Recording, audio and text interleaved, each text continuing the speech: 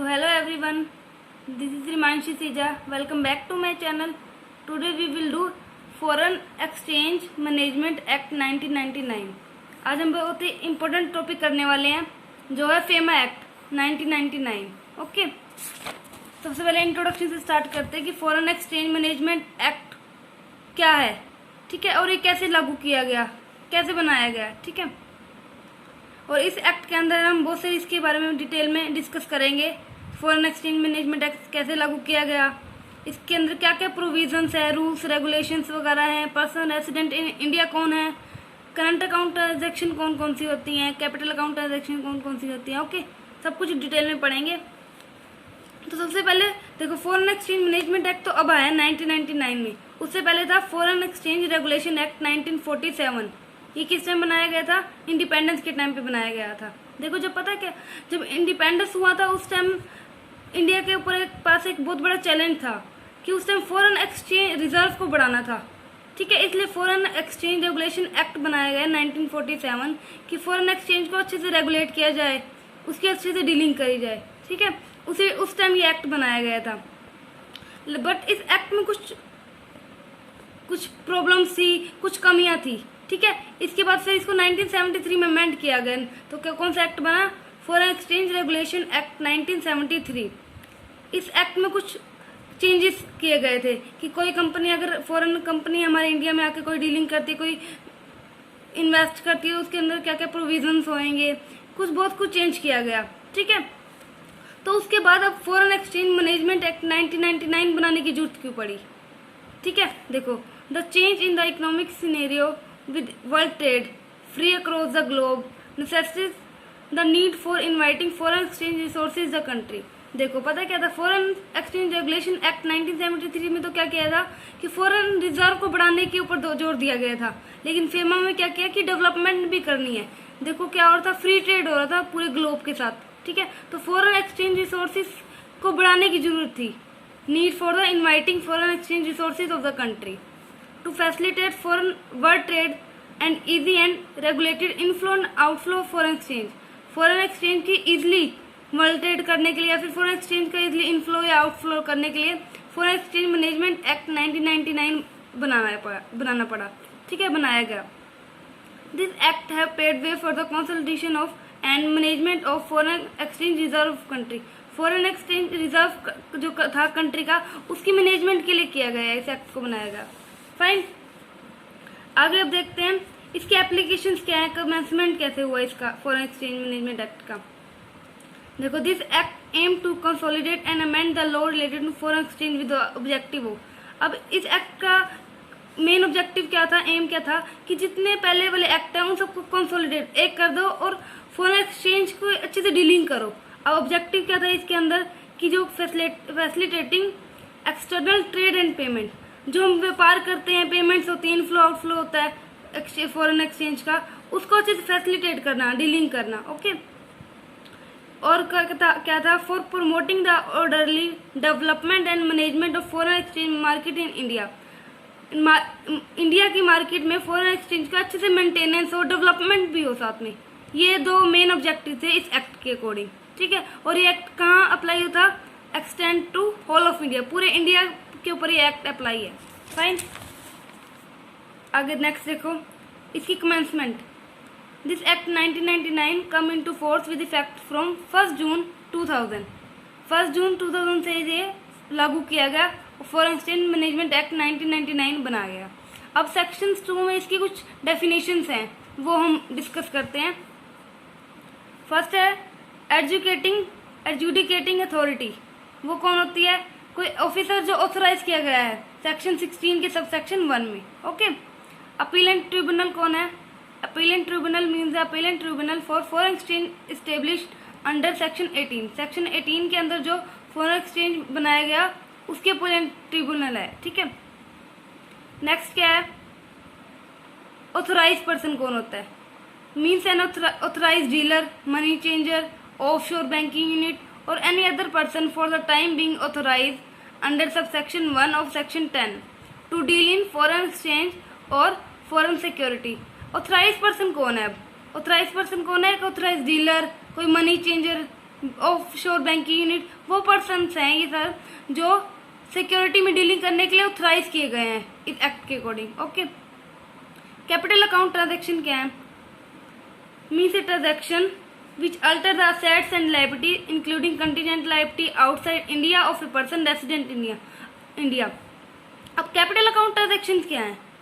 ये बहुत important definition है कि कैपिटल अकाउंट ट्रांजेक्शन कौन सी होती हैं। वो ट्रांजेक्शन होती हैं जिससे हमारी असेट्स या लाइबिलिटी या फिर कंटीजेंट लाइबिलिटी जो होती है उसमें कुछ अल्टर मतलब चेंजेस हुए, ठीक है। जो इंडिया में पर्सन रह रहा है, रेसिडेंट इंडिया का है, और उसकी क्या कर रहा है आउटसाइड इंडिया, उसकी क्या हो रही है प्रॉपर्टी जो असेट्स और लाइबिलिटी क्या हो रही है अल्टर हो रही है, ठीक है, वो कैपिटल अकाउंट ट्रांजेक्शन में आएगी।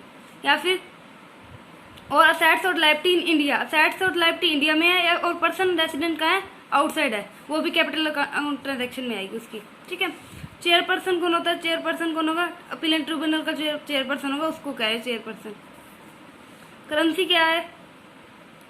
Currency include currency notes, postal orders, money orders, ठीक है, ये सब इंक्लूड किया जाता है करेंसी के अंदर। Cheques, traveller cheques, letter of credit, bill of exchange, promissory note. Okay, अब हम देखते हैं करंट अकाउंट ट्रांजेक्शन क्या होता है। कैपिटल अकाउंट ट्रांजेक्शन के अलावा जो भी ट्रांजेक्शन है उनको हम करंट अकाउंट ट्रांजेक्शन में डालते हैं, ठीक है। एग्जाम्पल देखते हैं क्या क्या आती है इनके अंदर। Payment due in connection with foreign trade and other current business service and short term banking and credit facility in ordinary course of business.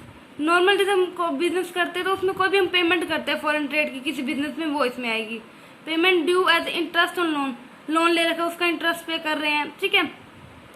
अगर भेज रहे हैं अपने पेरेंट्स के लिए, स्पाउस के लिए, स्पाउस मीन्स अगर गर्ल है तो उसका हस्बैंड होगा, ठीक है, अगर बॉय है तो उसकी वाइफ स्पाउस होगी उसके लिए, ठीक है। अपने स्पाउस को भेज रहे हैं या फिर अपने बच्चों के लिए भेज रहे हैं जो अब्रॉड में रहते हैं, ठीक है, वो सब किसमें आएगा? करंट में। Expenses in connection foreign travel कर रहे हैं, एजुकेशन, मेडिकल केयर के लिए, बच्चे के लिए या फिर स्पाउस के लिए, वो सभी करंट अकाउंट ट्रांजेक्शन में आएगा। फाइन, नेक्स्ट अब देखते हैं हम फॉरेन करेंसी क्या होती है। वो करेंसी जो इंडिया की करेंसी के अलावा कोई करेंसी जिसको हम फॉरेन करेंसी कहते हैं। फाइन, फॉरेन एक्सचेंज क्या है? Foreign exchange means foreign currency and include. Foreign exchange में क्या होती है? फॉरेन करेंसी होगी और क्या होगा? डिपॉजिट्स, क्रेडिट्स या balance payable in any foreign currency में, कोई भी हम बैलेंस पे कर रहे हैं, क्रेडिट डिपॉजिट करवा रहे हैं किसी फॉरेन करेंसी में, ठीक है। Draft, traveller cheque, letter of credit, bill of exchange, express जो drawn in India currency, India currency में ड्रॉ किए गए हैं but payable in foreign currency, वो भी फॉरेन एक्सचेंज में आएंगे। ऐसे ही यहाँ भी अगर ड्राफ्ट चेक वगैरह ड्रॉ तो करे हैं जो दूसरी करेंसी में लेकिन पेबल इन इंडियन करेंसी, वो भी फॉरेन एक्सचेंज में आएगा। फॉरेन सिक्योरिटी, जो भी हम फॉरेन सिक्योरिटी में शेयर्स लेते हैं, स्टॉक्स, बॉन्ड, डिबेंचर्स वगैरह सारे, ठीक है, इसमें आते हैं। आगे नेक्स्ट देखते हैं, देखो पर्सन्स। पर्सन्स कौन होते हैं? ये सारे सेक्शंस है, देखो ये है सेक्शन 2U, ठीक है। अब पर्सन्स क्या होते हैं? पर्सन क्या कौन होता है? कोई इंडिविजुअल हो सकता है, कोई HUF, Hindu undivided family, company, firm, an association person, body of individual, AOP या BOI, every artificial juridical person not following with in the proceeding सब क्लॉसेज। जो इनमें से किसी में भी नहीं है वो आर्टिफिशियल ज्यूरिडिकल पर्सन, वो भी हो सकता है पर्सन। कोई एजेंसी, ऑफिस, ब्रांच वगैरह जो कंट्रोल की जा रही है, वो भी पर्सन में आएगी। फाइन, अब हम देखते हैं कि पर्सन का मीनिंग क्या है इसके अंदर। पर्सन रेसिडेंट इन इंडिया का मतलब क्या है इस एक्ट के according? A person residing in India for more than 182 days during the course of preceding financial year। अब कोई पर्सन है जो प्रीसीडिंग मतलब पिछले साल में 182 डेज से ज़्यादा में रह रहा है तो वो होएगा रेसिडेंट। अब इसके लिए भी आगे कंडीशन है, बट डज नॉट इंक्लूड, वो पर ये कुछ पॉइंट्स है, इनको इंक्लूड नहीं करेगा। वो पर्सन जो क्या हो रहा है इंडिया से बाहर जा रहा है एम्प्लॉयमेंट के लिए, वो भी पर्सन रेसिडेंट इन इंडिया नहीं आएगा। वो पर्सन जो वेकेशंस के लिए, बिजनेस के लिए जा रहा है, वो भी नहीं आएगा इसके अंदर, ठीक है। कोई और पर्सन जो जा रहा है लेकिन उसका इंटेंशन क्या है, उसको पता ही नहीं, अनसर्टेन पीरियड के लिए बाहर जा रहा है, ठीक है, वो भी रेसिडेंट पर्सन में नहीं आएगा। ओके, अब देखो, अब ये कुछ पॉइंट्स हैं जिनमें क्या होगा, वो पर्सन क्या होगा? रेसिडेंट होगा। अगर कोई बाहर से कोई पर्सन एम्प्लॉयमेंट के लिए इंडिया में आ रहा है तो वो रेसिडेंट होगा। बिजनेस के लिए आ रहा है, वेकेशन के आ रहा है उस ईयर में, उस फाइनेंशियल ईयर में, और 182 डेज वाला कौन से दिन में देखना है, प्रीसीडिंग ईयर में। ओके, या फिर वो किसी ऐसे पर्पस के लिए आ रहा है जो अनसर्टेन पीरियड के लिए उसने इंटेंशन है उसका, ठीक है, तो वो भी क्या होगा, रेसिडेंट होगा। Fine. Any person body corporate register है या इनकॉर्पोरेटेड है इंडिया में, वो भी कोई ऑफिस ब्रांच एजेंसी है इंडिया में, इन इंडिया ओन्ड और control by person resident outside India, जो कंट्रोल का हो रही है, जो पर्सन है वो बाहर रह रहा है, ठीक है। ऐसे ही है बाहर office agency outside India but own and control in India, ठीक है। और पर्सन रेसिडेंट आउटसाइड इंडिया कौन होगा, जो इंडिया का रेसिडेंट नहीं है वो आउटसाइड इंडिया होगा। Fine.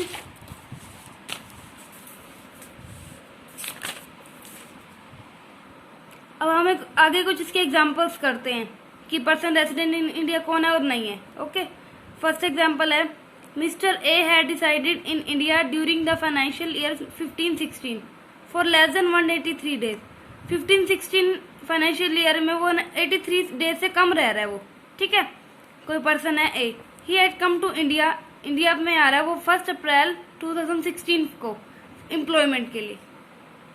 What would be is residential status बताना है हमने 16-17 में।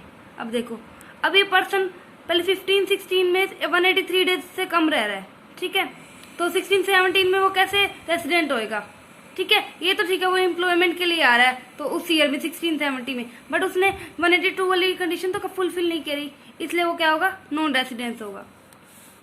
नेक्स्ट एक और एग्जाम्पल देखते हैं, mister A has residing in India during the financial year 15-16। यहाँ भी ये देखो मिस्टर एक्स है, 15-16 में 183 डेज से कम रह रहा है। He had come to India on 1 April 2016 for business, ठीक है, 1 अप्रैल 2016 को बिजनेस के लिए आ रहा है इंडिया में। He intend to leave the business on April 30, 2017 and leave Indian 30 June 2017। उसने सोचा कि 30 अप्रैल को कि 2017 को कि मैं अपने यहाँ बिजनेस छोड़ दूंगा, और उसने कब छोड़ा, इंडिया को कब छोड़ा, इंडिया को 30 जून 2017 को छोड़ के चला गया। अब हमें रेजिडेंशियल स्टेटस बताना है इसका 16-17 में भी 17-18 में, ठीक है। पहले 16-17 का देखते हैं। देखो 16-17 के लिए पहले 15-16 का देखना पड़ेगा कि 182 डेज वो रह रहा है या नहीं, वो नहीं रह रहा, ठीक है। लेकिन 16-17 में भी देखो, और 16-17 में देखो ये बिजनेस के लिए आया है, ठीक है, और गया भी 30 जून को है, ठीक है। वैसे तो वो रह रहा है 1 ईयर बिजनेस के लिए, लेकिन देखो लेकिन उसने 182 वाली कंडीशन तो फुलफिल नहीं करी, ठीक है। अब हम 17-18 में देखते हैं।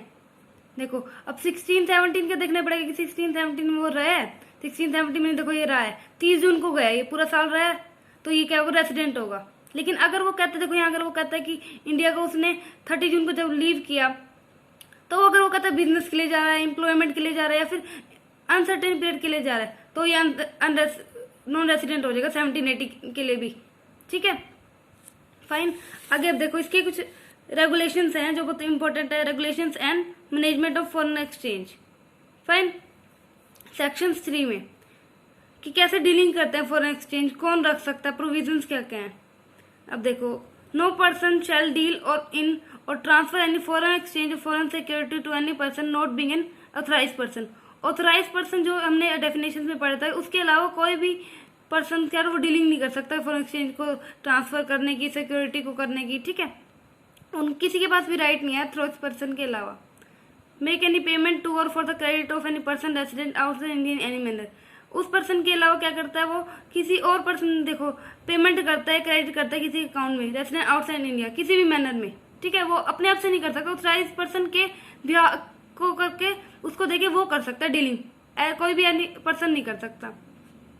रिसीव करता कोई money through an authorised person, any payment by order or behalf of any person resident outside India in any manner, ठीक है। अब नेक्स्ट देखो सेक्शन 4 में क्या है, होल्डिंग ऑफ फॉरेन एक्सचेंज, कि कौन पर्सन होल्ड करके रख सकता है एक्सचेंज को। Except as provided in this act, no person resident in India shall acquire, hold on, processes or transfer any foreign exchange, foreign security or any immovable property situated outside India. इस act में क्या बताया गया है कि कोई भी person है इंडिया में रेसिडेंट है, शैल acquire, hold, processes or transfer and foreign exchange और फॉरेन सिक्योरिटी, कोई भी पर्सन ऐसा नहीं है जो ऐसे होल्ड कर सके ऑथराइज पर्सन के अलावा फॉरेन सिक्योरिटी एक्सचेंज को या फिर इमूवेबल प्रॉपर्टी। ठीक है, आगे देखो current account transaction. Current account transaction तो हमने पीछे पढ़ा ही है कि जो कैपिटल अकाउंट ट्रांजेक्शन के अलावा जो होती हैं। ठीक है, अब कुछ इसकी ना कैटेगरीज बनाई गई है, 3 कैटेगरीज। ठीक है, फर्स्ट है शेड्यूल 1 में transaction of for which withdrawal of foreign exchange is prohibited. ऐसी कुछ ट्रांजैक्शन जिसके लिए फॉरेन एक्सचेंज को निकालना बहुत प्रोहिबिटेड किया गया, मतलब मनाही है उसके लिए। फर्स्ट क्या है, remittance of lottery winning. Lottery अगर विनिंग, लॉटरी में अगर आप जीतते हो तो आप उसका वो नहीं भेज सकते उसके पैसे। ठीक है, या फिर रेसिंग से, राइडिंग से आपने जीतते हैं पैसे, वो भी नहीं भेज सकते। ठीक है, लॉटरी टिकट खरीदी है उसके लिए पैसे नहीं भेज सकते। ठीक है, कोई बैंड जो मैगजीन है उसके लिए भी नहीं भेज सकते। फुटबॉल पूल, स्वैपस्टेक्स एक तरह की गैम्बलिंग ही होती है। ठीक है, उनके लिए भी आप पैसे नहीं भेज सकते। ठीक है, कुछ ऐसे रूल्स अपने आप बनाए गए हैं जिसमें हम प्रोहिबिटेड किया गया है कुछ ट्रांजेक्शन्स को। ठीक है, remittance of divided dividend by an company to which the requirement of dividend balance is applicable. Remittance of dividend by any company, अगर कोई भी कंपनी है डिविडेंड को कर बेच रही है, to which the requirement of dividend balancing is applicable, जिसके लिए रिक्वायरमेंट अभी है डिविडेंड बैलेंसिंग की। ठीक है, वो भी नहीं भेज सकते कुछ ट्रांजेक्शन से ही। ठीक है, आगे है शेड्यूल 2 में कि जो इस ट्रांजेक्शन में हम क्या कर सकते हैं, विड्रॉल कर सकते हैं। उसमें तो बिल्कुल प्रोहिबिटेड था, इसमें कर सकते हैं लेकिन अप्रूवल से। देखो, अगर कल्चरल टूर के लिए चाहिए हमें रिमिटेंस हमने, तो हमें क्या करना पड़ेगा, HRD से, मिनिस्ट्री ऑफ HRD से क्या करनी पड़ेगी, अप्रूवल लेनी पड़ेगी, डिपार्टमेंट ऑफ एजुकेशन कल्चर से। फाइन। नेक्स्ट देखो, अगर हमने हायरिंग चार्जेस के लिए पे करना टीवी चैनल के, इंटरनेट सर्विस प्रोवाइडेड के लिए, तो हमें किससे अप्रूवल लेना पड़ेगा, इन्फॉर्मेशन और ब्रॉडकास्टिंग के मिनिस्टर से, कम्युनिकेशन एंड इन्फॉर्मेशन टेक्नोलॉजी के मिनिस्टर से। इन सबसे क्या लेनी पड़ेगी, अप्रूवल लेनी पड़ेगी। ऐसे अगर हमने रिमिटेंस करना है, remittance of prize money, sponsorship of sport activity abroad by person other than international, national and state level sport bodies, इन बॉडीज के अलावा अगर कोई और पर्सन कर रहा है, ठीक है, अगर वो अमाउंट क्या करिए $1 1 लाख से ज्यादा है, ठीक है, तो भी हमें क्या करना पड़ेगा, HRD से क्या लेना पड़ेगा, पहले अप्रूवल लेना पड़ेगा। फाइन। अब देखो नेक्स्ट आगे क्या है, शेड्यूल 3। अब देखो यहाँ फैसिलिटीज फॉर इंडिविजुअल दी गई कि इंडिविजुअल कितनी में विड्रॉल कर सकता है, कितनी अमाउंट ये डॉलर की रख सकता है। देखो, individual can avail of foreign exchange facility for the following purpose with in the limit of $250,000। ठीक है, जो भी आगे पर्पस बताए गए उसमें सिर्फ $2.5 लाख तक ही वो रख सकता है। ठीक है, अगर उससे ज्यादा चाहिए तो additional remittance in the excess of set limit for the following purpose shall require, उसको क्या करना पड़ेगा, अप्रूवल लेनी पड़ेगी RBI से। फर्स्ट देखो क्या है, अगर विजिट करनी है किसी भी कंट्री में, नेपाल और भूटान के अलावा, ठीक है, ऐसे अगर डोनेशन करनी है आपने, एम्प्लॉयमेंट के लिए अब्रॉड जाना है, एमिग्रेशन करना है, क्लोज रिलेटिव को मेंटेनेंस के लिए भेजना है, स्टडी करनी है अब्रॉड में, ठीक है, ये सब करना है तो आपको क्या करना पड़ेगा, अगर इससे 2.5 लाख चाहिए तो आप कर सकते हो 2.5 लाख तक, अगर उससे जाती हो आपका RBI से क्या करनी पड़ेगी, आपको अप्रूवल लेनी पड़ेगी। फाइन। नेक्स्ट देखो आगे second point, facility for person other than individual, वो तो होगी इंडिविजुअल के लिए फैसिलिटीज, अब है उसके अलावा जो पर्सन होते हैं उनके लिए। The filling remittance by person other than individual shall require prior approval of Reserve Bank of India। अगर रिमिटेंस कर रहा है कोई पर्सन के अलावा और कोई, तो उसको क्या करना पड़ेगा, RBI से अप्रूवल लेनी पड़ेगी पहले कि हाँ मैं कर सकता हूँ या नहीं। Donation exceeding 1% of foreign exchange earning during the previous 3 financial year, पिछले 3 फाइनेंशियल ईयर में जितनी उसने फॉरेन एक्सचेंज की अर्निंग की उसका 1%, और $50 लाख, ठीक है, विच एवर इज लेस, ठीक है, उतना उसे क्या करना पड़ेगा, उतना वो कर सकता है। For creation of shares in reputative educational institute में कर सकता है, ठीक है, कहीं डोनर कंपनी की तरह काम कर सकता है, कहीं कंट्रीब्यूशन कर सकता है, ठीक है, इतना उसे लिमिट है। और क्या है, commission per transaction to agent abroad for the sale of residential flat or commercial plot in India exceeding $20,000, 25,000 or 5% of inward remittance whichever is more। Commission हो रहा है उसे पर ट्रांजेक्शन के हिसाब से, to agent abroad for the sale of क्या कर रहा है अब्रॉड में, जो क्या कर रहा है सेल ऑफ रेजिडेंशियल जो फ्लैट्स वगैरह है, कमर्शियल फ्लैट्स को सेल कर रहा है, ठीक है, इन इंडिया $25,000 अभी 5% ऑफ जितनी उसे इनवार्ड रिमिटेंस हो रही है उसमें से जो ज्यादा होगा, ठीक है, उतना। नेक्स्ट देखो, रिमिटेंस एक्सीडिंग $1 crore पर project for any consultancy service in respect of infrastructure projects, कि हम रिमिटेंस कर रहे हैं कोई मनी कितनी $1 crore एक प्रोजेक्ट की, कंसल्टेंसी सर्विस की, कोई इंफ्रास्ट्रक्चर प्रोजेक्ट है, ठीक है, एंड कोई $US में 10 लाख पर प्रोजेक्ट, ठीक है, for consultancy service outside India में। ये इन सब के लिए क्या करना पड़ेगी, पहले हमें अप्रूवल लेनी पड़ेगी RBI से। फाइन। अब देखो नेक्स्ट, कैपिटल अकाउंट ट्रांजैक्शन की भी कुछ कैटेगरीज बनाई गई। इसकी हमने डेफिनेशन तो पहले पढ़ी है, क्या क्या इसके अंदर आती है ट्रांजैक्शन के अंदर, कैपिटल अकाउंट के अंदर। फाइन। अब देखो फर्स्ट क्या है, transaction which are permissible in respect of person resident India and outside India. कुछ ट्रांजैक्शन ऐसी है जो परमिशेबल है, ठीक है, इंडिया में है कोई पर्सन या आउटसाइड इंडिया, ठीक है, इसकी भी कुछ शेड्यूल बनाए गए हैं। शेड्यूल फर्स्ट, ये किसके लिए है, जो पर्सन इंडिया में रेसिडेंट करता है, रेसिडेंट इन इंडिया, इन्वेस्टमेंट कर रहा है फॉरेन सिक्योरिटीज में, ठीक है, वो कर सकता है, वो कैपिटल अकाउंट ट्रांजैक्शन में आ रही है ना। एक्सपोर्ट इंपोर्ट कर सकता है करेंसी की, ठीक है, guarantee issued by person resident India in favour of a person resident outside India. तो गारंटी इशू कर रहा है कोई बंदा, पर्सन इंडिया में रह रहा है, किसके फेवर में कर रहा है, जो बाहर रहता है। इमूवेबल प्रॉपर्टी की क्या कर रहा है, ट्रांसफर कर रहा है, ठीक है, ऐसे कोई लोन ओवरड्राफ्ट कर रहा है कोई by person resident in India for outside person India. Remittance कर रहा है कोई मनी इंडिया से capital sites of a person resident India. Fine. आगे कुछ किस लिए है कि कोई पर्सन रेसिडेंट आउटसाइड इंडिया है, ठीक है, वो कर रहा है, वो इंडिया में इन्वेस्ट कर सकता है, ठीक है, जो पर्सन क्या कर रहा है आउटसाइड इंडिया है, कोई प्रॉपर्टी है ट्रांसफर कर सकता है, एक्विजिशन कर सकता है in India by person resident outside India. Fine. ऐसे कुछ गारंटी देखो, जैसे हमने कि पर्सन इंडिया में है उसने आउटसाइड वो कर सकता है आउटसाइड वाले पर्सन की, ऐसे ही जो आउटसाइड इंडिया रहता है person in favour of person resident India की क्या कर सकता है, गारंटी इशू कर सकता है, इंपोर्ट और एक्सपोर्ट कर सकता है करेंसी नोट्स की, ठीक है, ऐसे सारे पॉइंट्स हैं।